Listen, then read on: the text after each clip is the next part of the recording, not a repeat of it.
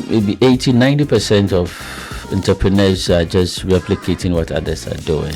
If people value the product, they will pay for it. The customer is always right. The customer is king.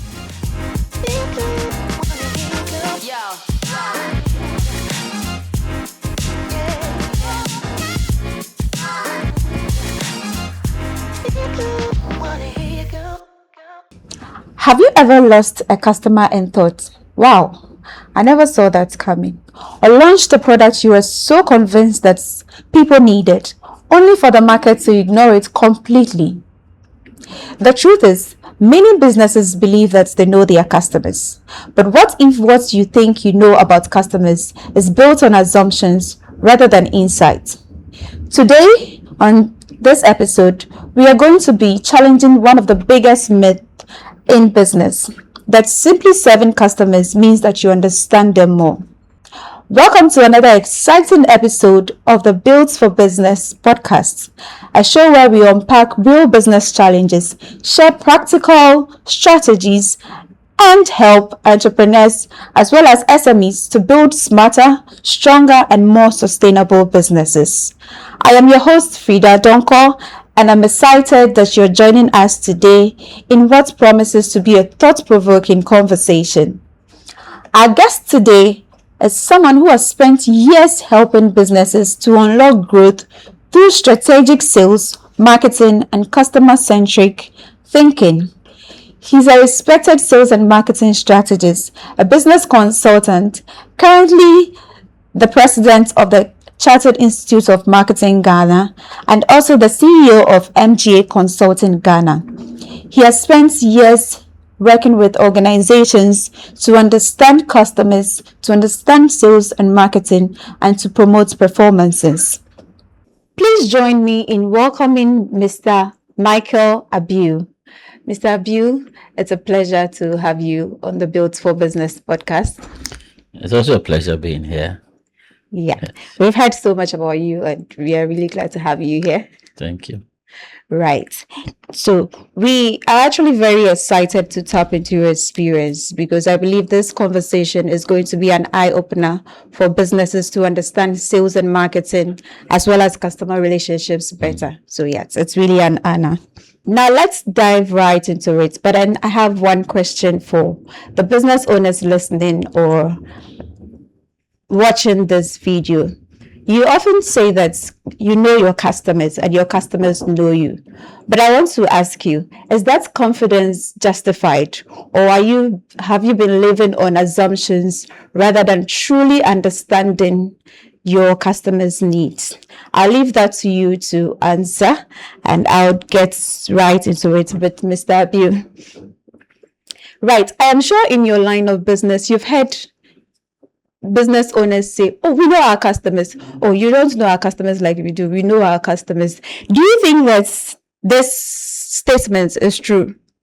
So I think the whole environment of how we do business, and recently I was having a conversation with some executives and I was saying that we know what we do. Either you're a good accountant, you're a good medical officer, you're a good IT person, but we all assume that we know sales and marketing, and you just need to know how to talk, and then you are good to go. But there's the whole concept and understanding of this whole environment. And so then the question is, who is the customer? So if you say you know your customer, who are you referring to? Are you referring to your existing customers, or are you referring to your potential customers? And when you say you know them, how do you know them? Do you understand their behaviors? Do you understand their buying patterns, their buying choices? Are they buying because there are no options? And mostly in a lot of Ghanaian environments, it's new, and so people really don't have options, and then they are coming for you. Or would you thrive, and would they still buy from you when competition sets in, when people are providing superior customer experience? So usually I hear that, as you said, I know my customer, and most often than not, once you delve deeper, You got to understand that, hey, they don't understand who the customer is. And if you look around, and I tend to ask a lot of that question when I'm in my training room, that are you happy with your bankers? Are you happy with your insurance? Are you happy with, various service providers? When you go to the restaurant, is that the type of service you want? Yes, still, all these people are saying that their customers are happy, but we are not. Just that we are accepting what we are getting. Right. We are compromising with quality, and therefore, I believe that a lot of people who say they know their customers actually don't. And they need to now start taking time to really understand, when we say a customer, what should you be looking out for, and understand the full spectrum of who that customer is. Right. I absolutely agree with you. I think that statement is very vague. They look on the surface level and decide because the customers are not complaining, they are feeding them very well.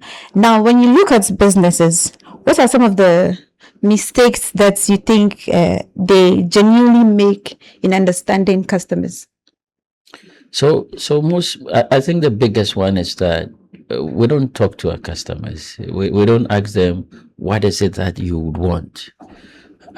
How should we deliver the service or the product to you? In what condition should it be,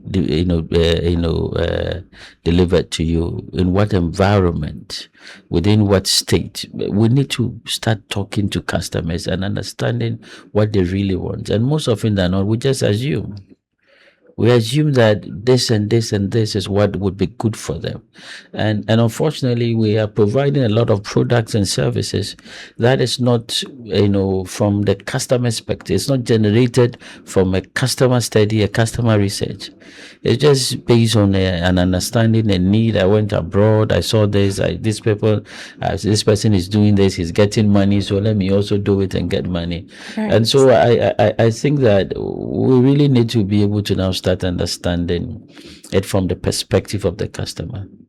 What is it that they want? And I think we all ought to be having that conversation. There's this whole concept about mystery shopping. Get somebody to buy from you and let the person give you feedback and see if really, or you buy from your own self. There was this video I was watching recently where a CEO of a motor organization, a car manufacturing company, decided to go to his own showrooms, the owner of the business, and try to connect with the sales girls who were selling the cars for him. And they all thought that he had no capacity to buy a car, so we don't have to waste your time. He tried greeting them, shaking their hands, and they were not ready. Oh no, who are you to? And that's how he dresses. That is how he looks. But they had this whole mentality. The question of who actually are. Sometimes, if we even understand who our customer is, we would have been doing far more and delivering far better than what we are doing now. And so I think we need to start doing the research. We need to start investing in understanding what our customers want. And then we need to also re-engineer our services and products to actually delivering what our customers want. Meet the customers. Now, on that point that you said, that we are more interested in producing what we think people would need rather than understanding if they actually need that. Would you say business owners or entrepreneurs of this generation go with the hype? When I say hype, you understand what is selling in the market, as in whether in their community or their niche, the people that needs it doesn't really matter to them. What matters is, okay, A or B is selling shoes, and I can see that it's moving. But then in my niche, is shoes what the people in my community or immediate community needs. I don't care. I just want to sell shoes. In the true sense of it, I would say maybe 80-90% of entrepreneurs are just replicating what others are doing. So One person opens a fashion shop, everybody opens a fashion shop. One person opens what is a momo joint, everybody opens a momo joint. We had the days of com centers, everybody does com center. One person decides that sachet water is good, everybody wants to do sachet water.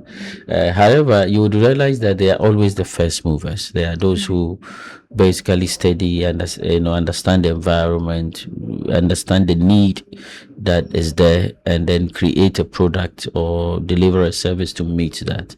So it's a two-way street. There are those who are doing that, but even if you take those 10% who are basically starting some of these things, the question is whether their launch is backed by data, by market research.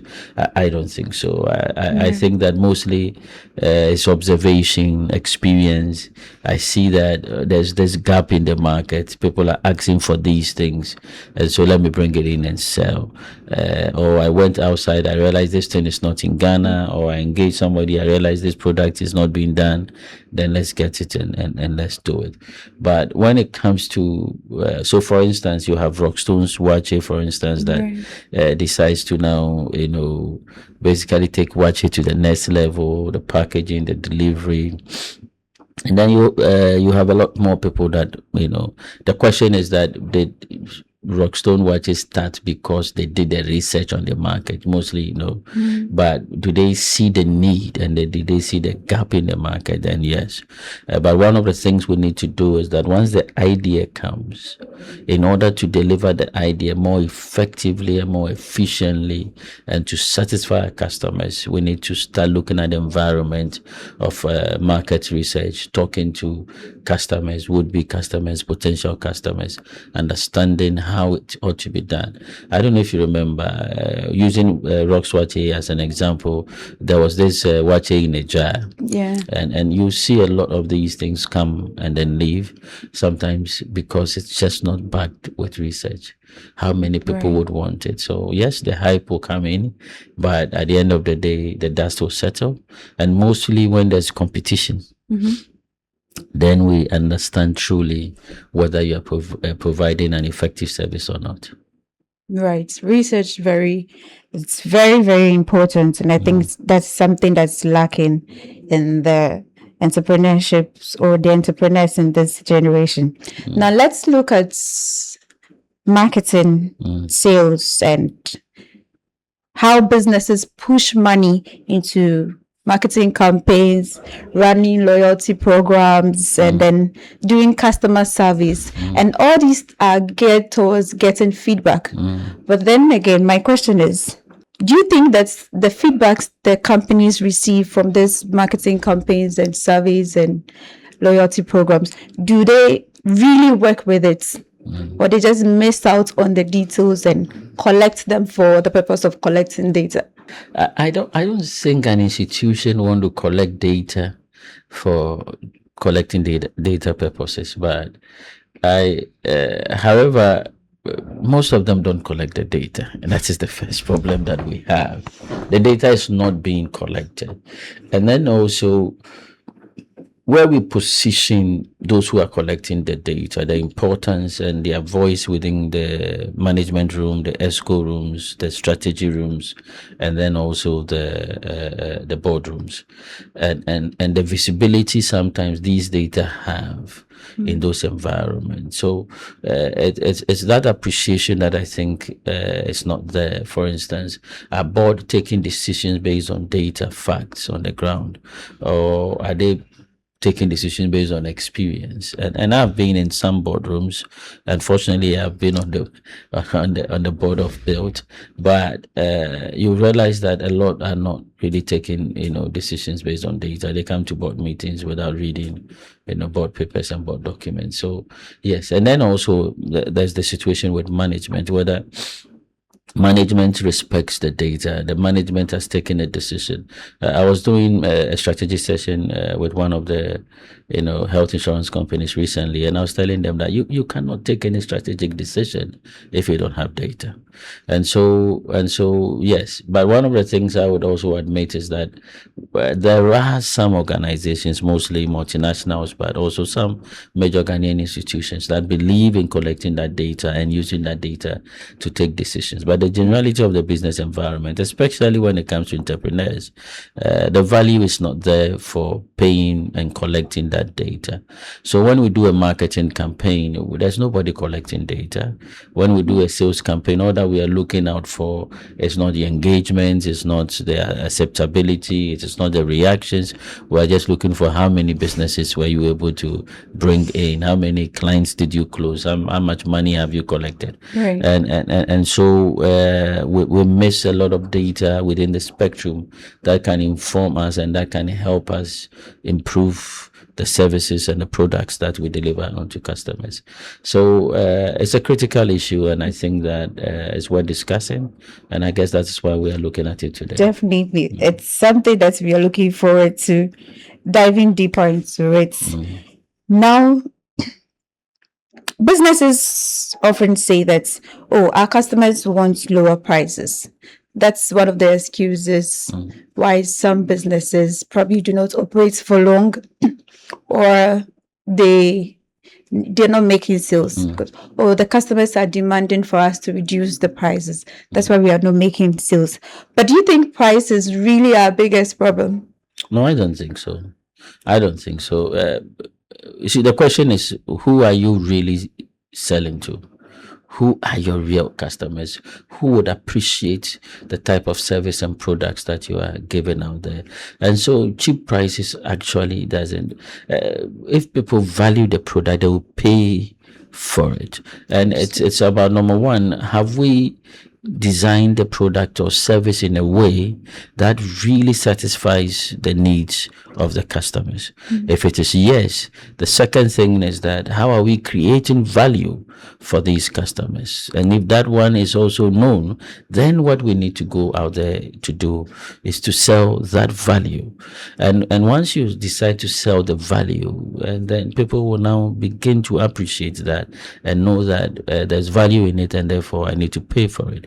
If you take my firm, for instance, MJ Consulting, and one of our arms does public training, said, you realize that people are doing public trainings for 500 Ghana cedi. I see some even at 200 Ghana cedi.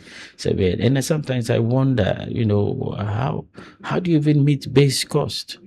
Because for me, I believe that the ambience of the people who come for my training is as important as the content. And I believe also that the delivery of the training is as important as the content. The experience of the person delivering is as important as the content.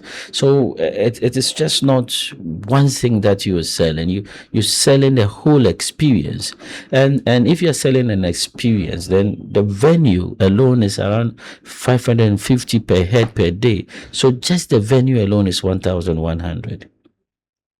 I don't know if you understand. Yeah. And then if you're looking at the quality of the facilitator, then you're talking value. Yeah. So by the time you add these things on, it becomes very, difficult to understand why somebody is doing such a training for such an audience, for such an amount. And the question is that when we charge what we charge, so we do 3, 5, 4,000 per head, our rooms are also filled. Why? Because, and then people come back over and over again because they see the value in what we deliver. They see the value, and therefore, and I remember there was a time that my team said my in-house trainings, customers were indicating that it was too expensive. So I said, no problem. Let's sit down. Let's review it as a team. And by the time we finished reviewing it as a team, in terms of, okay, what value do we want? So we started with the value question first. What is the value we wanted to deliver? What do you think your customers deserve? And once we were able to determine that, now I then said, okay, let's cost it. And by the time we finished costing it, by the time we left that discussion, even the price they said was more expensive at that time, it was around 2005, had gone up to 3005, because the question was that if we wanted to deliver this service, Yeah. then this is how we needed to do it. If we wanted them to have this value, and then we did it that way. And even now, for 2026, it even got higher. But the interesting thing is that we are making a lot more money. So now we are saying that, let me show you something. Let's price it adequately. Let those who value it buy it. And so that when they buy it, now we have enough time to deliver effective service to our customers. And so the reverse then became our case. But that is not to all products. And also I need to indicate that it depends on also the segment in which you are targeting. For instance, if you are doing a fast-moving commodity good targeted at a low-income environment, then these people are price sensitive, and therefore your strategy would be price sensitive. But remember, once you are doing price sensitive environment, and then the value is also affected, and you are not delivering that level of value and all those things. So I think that it's not a straight cut thing, but it's not always also about price. Sometimes it's just about value. So somebody comes to you, I want to buy this, and you say it's 1,000 Ghana cedi, and let's say you are selling, the dress that you're wearing, and you said it's 1,000, and your colleague would say, "Why would you pay 1,000 for that?" You understand? No, I will not pay 1,000 for that. But then once you start going into the value, this is an original wooden print. Double stitching, there's lining in the inside, there's this, there's that. Then they start to now appreciate, and then understand, okay, now we understand why it is that expensive. So is the whole question about what is it that it's all a question about value. How much value do your targeted audience want? And that affects what type of pricing that you give to them. Otherwise, nobody will buy a Lamborghini. Yes, but it's the value that it creates. We buy the Rolls Royce. It's the value that that we want, and then it's the target audience also you want to look at, and that's why Toyota would have the range from Lexus all the way to the small versions of Toyota, and it's just to feed the various markets. And in any case, whichever it is, it's still expensive for the type of market they are targeting. Right. I am very glad we are having the conversation on value, or selling value to your customers. And I hope a lot of sales executives or salesmen are watching this. At the end of the day, selling value is very important. But then I'm also looking at the other side. Should we focus more on those that can afford our products or our services, whether they see the value or not, they can afford it, than those that there may be a section that sees the value and they can't afford it? No, it's all about business strategies. Why you set up your business, what markets you want to play in, what is the business model. It's that is all about it. So you can have a business model that basically is targeting low to middle income earners, and that is it. So for instance, if you want to produce cloth and then you want to produce to low and middle income earners, the quality, the type, and all those things is affected, because obviously the inputs would affect the value. Yeah. And then if you're targeting a high end, so it depends on what are the markets that you want to do there. But there are also some organizations that basically look at the full spectrum. For instance, whilst we want to deliver value, MGF Consulting, for instance, is looking at how do we deliver value also for the low to middle income. That entrepreneur that is 2, 3, that tabletop person that is Yeah. trying to be able to understand the concept of marketing, how to run their business, how to manage their staff. They need that training. They need that training, that level of quality of training. But they cannot be able to come into that training room because, like I said, even the venue alone will be about 1,100. So it's the business model. So for us, for instance, we are building a learning management system, which is basically recording these trainings at the quality in which we are delivering it to the high end people, and therefore making it accessible. And I think, if I remember right, the pricing is going to be around 200 per each training, and this is something that people are paying like 4,000 for, just that they will not have the experience of being in the same room with me, the nuances of asking some different type of questions, and also engaging and then bringing their scenarios up, but they are able to also have the same content. So it's really about business model and how you want to deliver the business. I always talk about, for instance, Gillette, the shaving stick, for instance. You can have a shaving stick that is as expensive as 1,000 Ghana cedi for one, and then you can have one that is as cheap as 5 Ghana cedi for one. The question is, the spectrum has been created, and you go for which value you want, and so they create the room for everybody to be able to fit in there. And for us, that is what we do. If you look at even our pricing regime, also our pricing regime cuts across in a way that makes do for all our type of customers, by not sacrificing quality, but just that some inputs will not be available. So for instance, there are some trainings you come and then your materials are in a file, your name is on it, there's a special letter from me, and there are some other trainings where you come and then there's nothing. Everything is scan a QR code and download it online onto your phone. It's all about being able to create that experience. So they get to still have the content, but it's just the form, the shape that changes. So yes, I think it's if the business leaders are listening to me, these are some of the conversations we need to start having, and seeing how we can be able to service the various markets that we want, also based on your business model you want to implement. Great. I like the strategy that you used. And you are not sidelining the middle class people. At the same time, you are still getting your high class valued customers. That's very good. Now let's go back to our initial conversations on knowing your customers. How do businesses move beyond assumptions and then come to actually uncover or understand what their customers truly No, need? I think one sentence is market research. We ought to start investing in market research. We ought to start talking to our customers.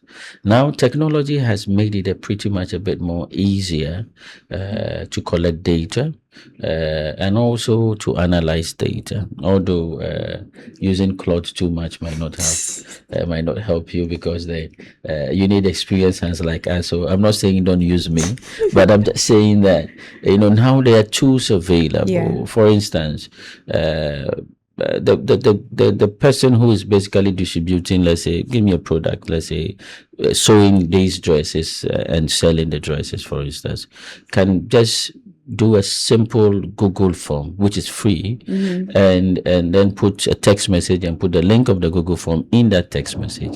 And anybody that they sew for, they will send this text message for the person to respond. In fact, before the person leaves you get the person to basically go and respond and give you feedback. And that would be a very simple way of collecting data from every single single customer of yours. And so, this is not expensive. And so we need to start moving into the environment of collecting data. Now, once you have this data, and Google Forms, for instance, will consolidate the data in an Excel sheet for you. You can feed the same data into Claude or ChatGPT and ask it to analyze it for you. You want to see, it should analyze based on gender, it should analyze based on frequency, it should analyze based on average cost per sale, it should analyze based on all those. And once you've collected the data, it will give you a good analysis for you to understand. So, for instance, based on that data, then you can even ask for it to give you what should be the pricing regime based on the caliber of people you have, their propensity, the repeats that they come and do, and all those things. So the basic solution, the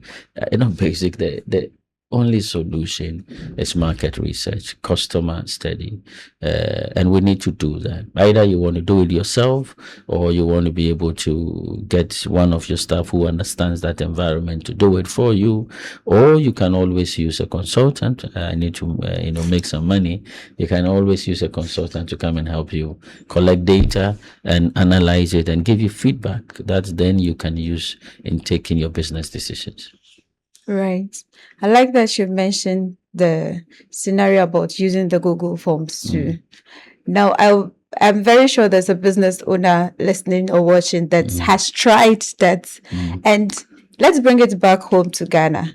We are not so forthcoming with feedback. We're a little bit laid back when it comes to feedback. I'd rather, if I buy something and I didn't like it, I'd rather just walk away, not say anything, but I will not return, than go back and tell the business owner or the person that, oh, this and this and this was what's wrong with your product. You should actually work on it. So you get business owners that have gone that extra mile to request for that feedback. But for the customers to respond to the feedbacks, that's another problem that's business owners face, for those that make the effort. So how do they respond to that or address that? No, I've seen these forms. I've seen the attempt. But if you want data, if you want feedback from your customers, you ought to be intentional about it.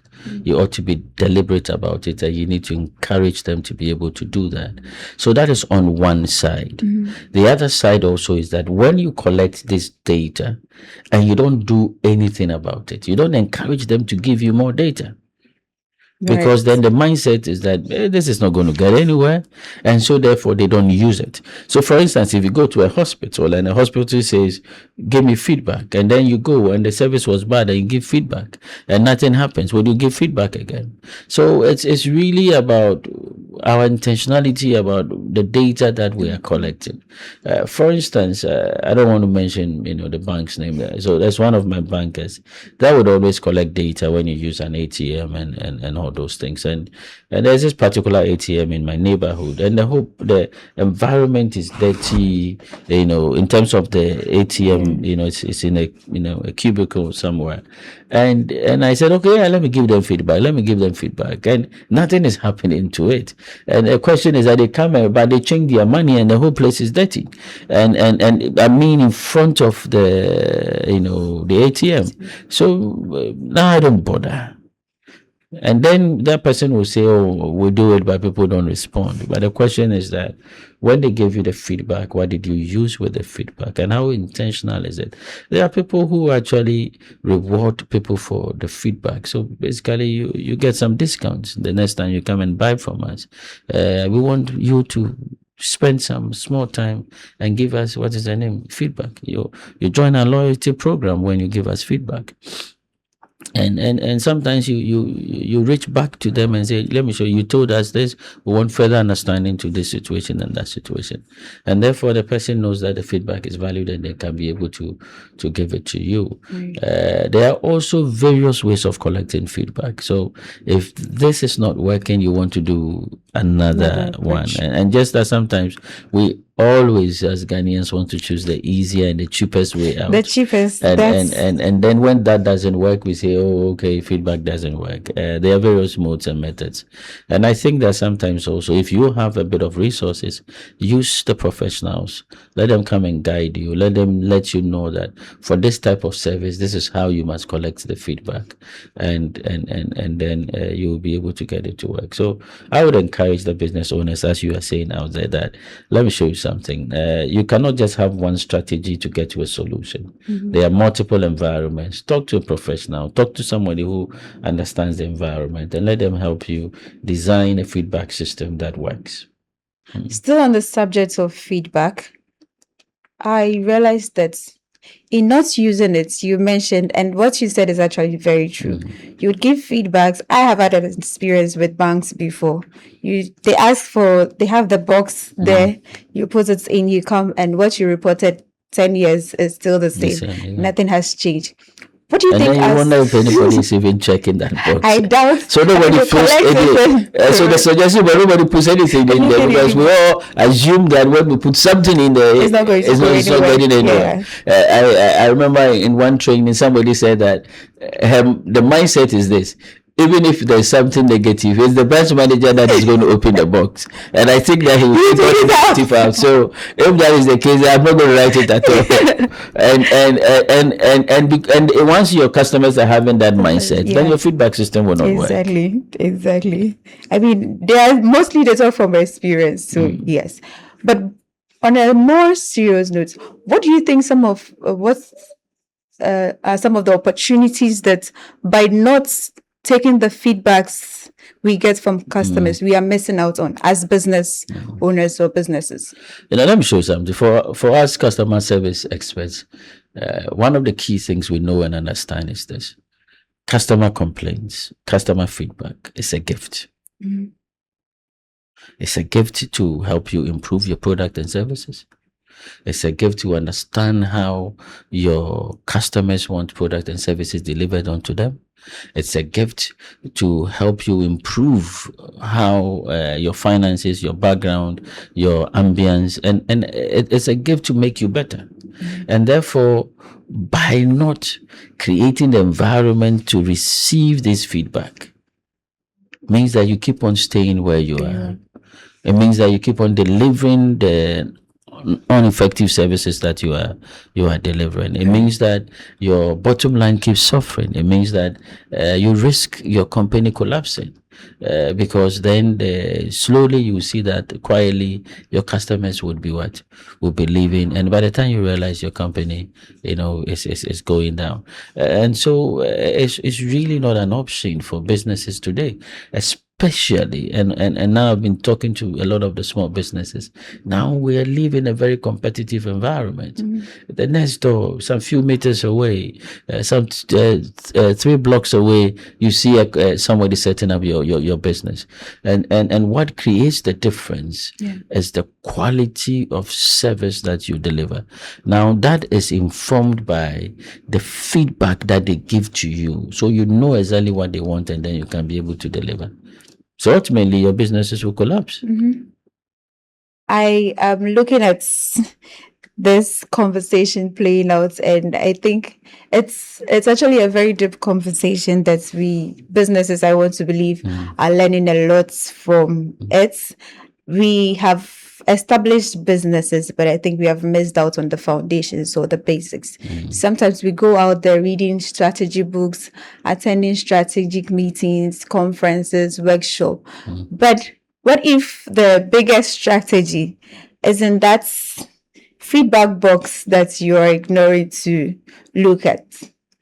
Now, strategy, an environment, and that feedback box is strategy is about 5 key fundamental pillars: people and culture, right? Profitability, which is the finance, operational efficiency. Now we have technology. And I left the last one, but that is the first, but I just wanted to leave it last because I wanted to talk about the others. And the last one is the customer. I don't know if you understand. So your strategy must focus on the customer. and that is what feeds all the others.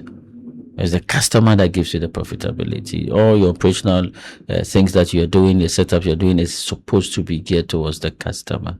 I don't know if you get me. The people you recruit within the organization rely on the customer. We say the customer is king, but if the customer is king, we know how we must treat kings, don't we? And Sometimes the kings are difficult to deal with. yeah, but still we bow to our kings. Still we give them We the do. reverence that they deserve. We give them the treatment that they deserve, and we ask them, what do what do you want? As a man and a husband, I understand that environment to be treated king, and it is only when that treatment you listen to the kings, you understand what they want, you deliver onto them, then they give it back to you in terms of purchases, in terms of revenue, in terms of profits. So your businesses can grow, your businesses can be better. And therefore, whatever you're doing in the strategy room, without customer, then you've not done anything. The customer is king in every shape and in every situation. And therefore, we need to know what is it that they want. And we get that through the collection of data and then understanding them and then delivering the service in a way that meets their expectations. Whatever you are doing in the strategy room without the customer, you are basically wasting your time, because your customer is your king, and you give them all the kinship treatment or kingly treatment that you give to a natural king. Now let's explore deeper. We are in a digital world, as in the digital age. Businesses have access to more customers than before, or before we got to the technology part, and they have access to customer data. You mentioned some of the tools that you can easily use to, and we have online subscriptions that you get the customer's email, phone number. So yes, we have access to customers' data a lot, but yet many businesses still struggle to build meaningful relationships, even with all the data that we have available at our disposal. We still find it difficult to build relationships with our customers. What do you think is the lapse there?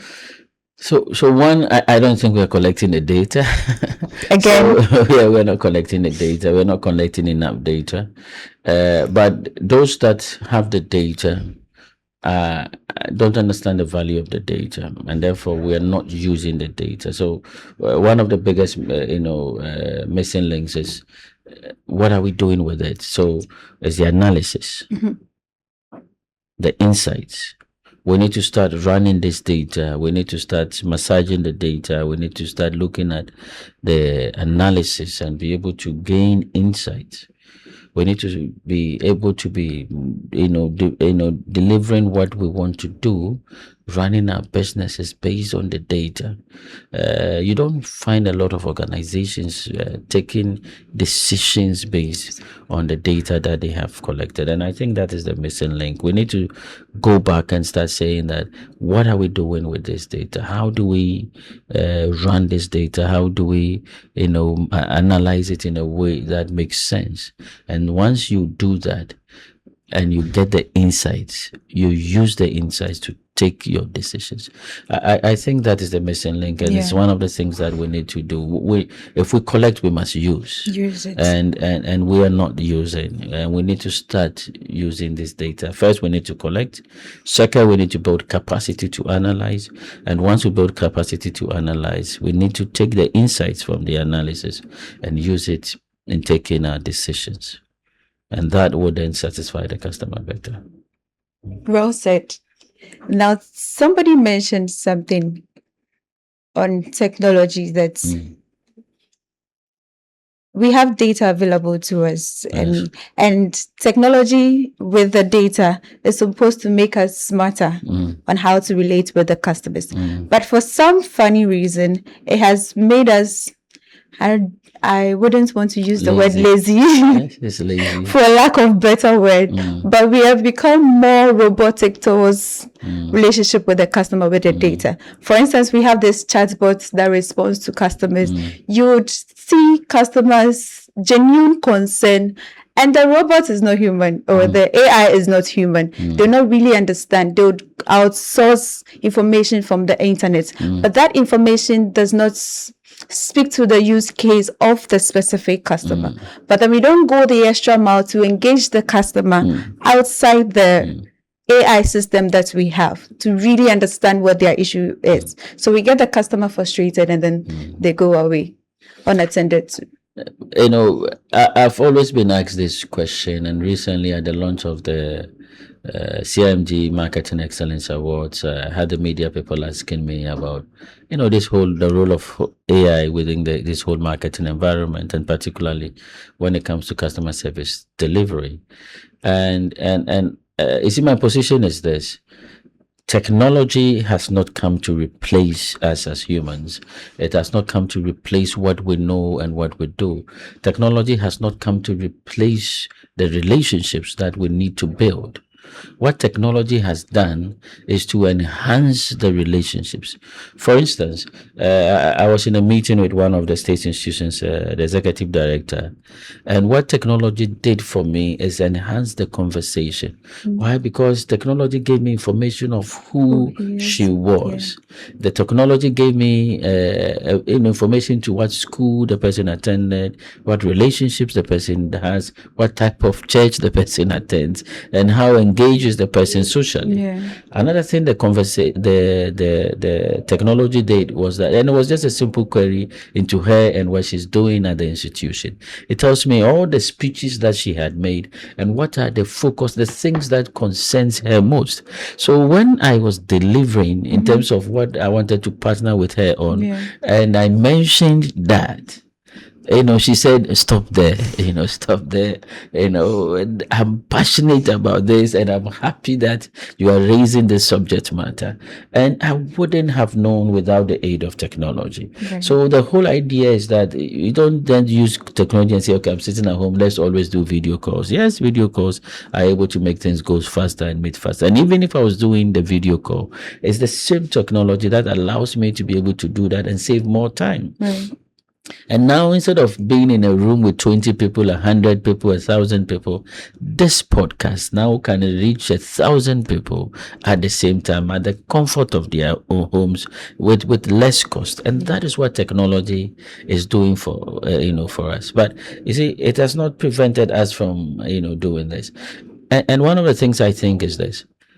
Because of this podcast, because of what technology is doing to help us send this information out there, people would grow their business. They will manage customers better. They will start collecting data, and their businesses will expand. And then they would have to recruit more people.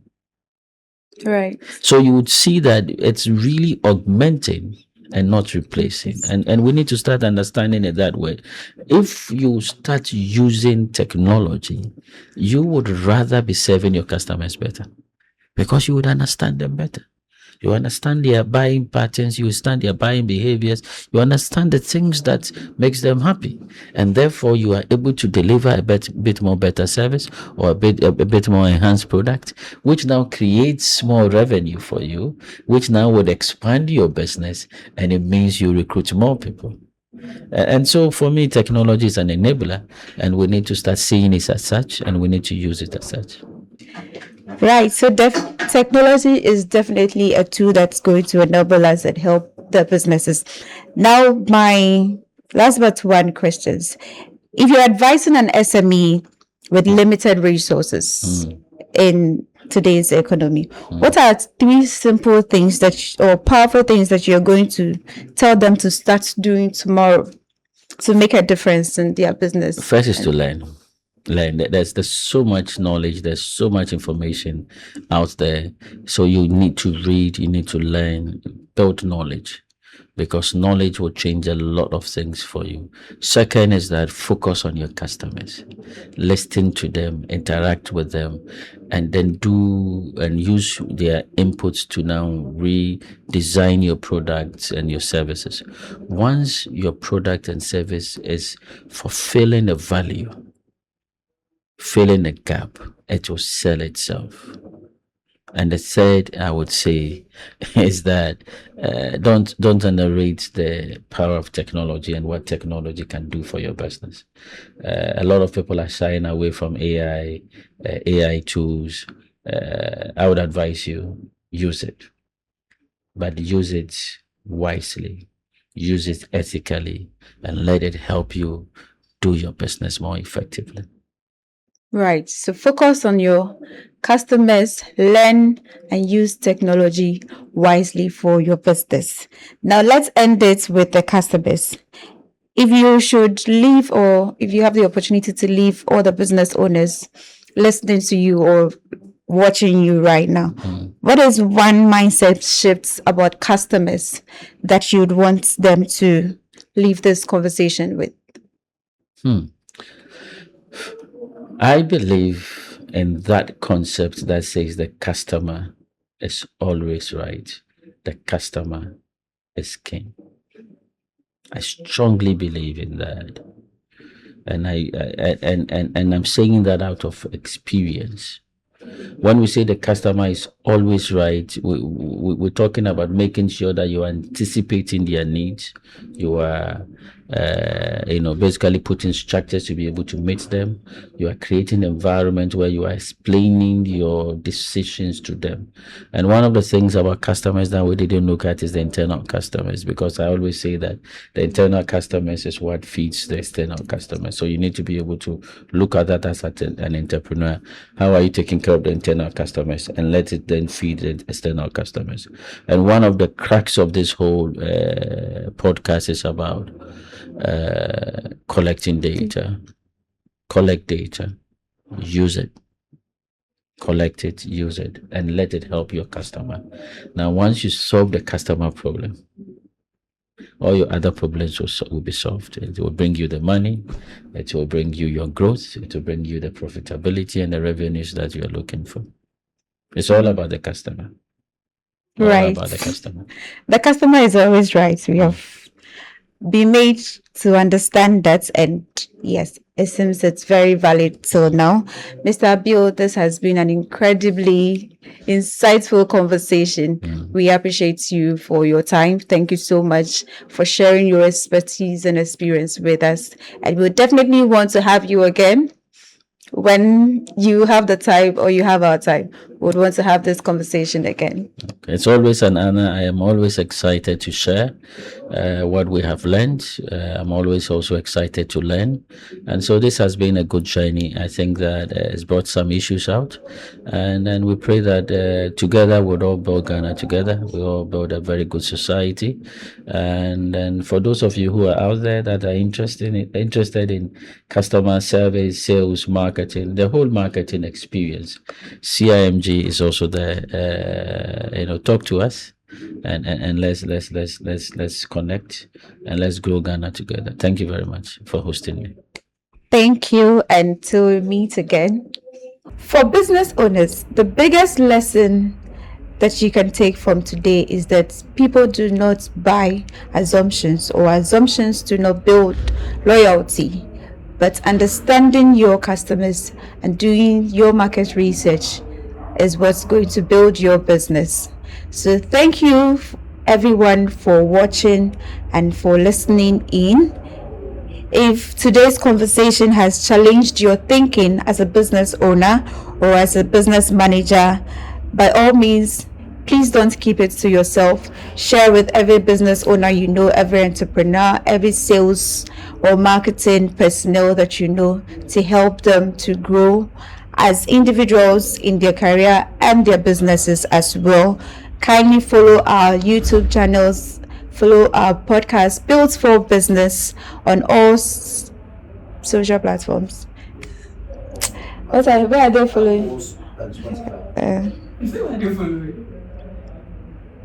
So you can take their socials again. Yes. Yes. If you enjoyed this conversation, follow us on all social platforms.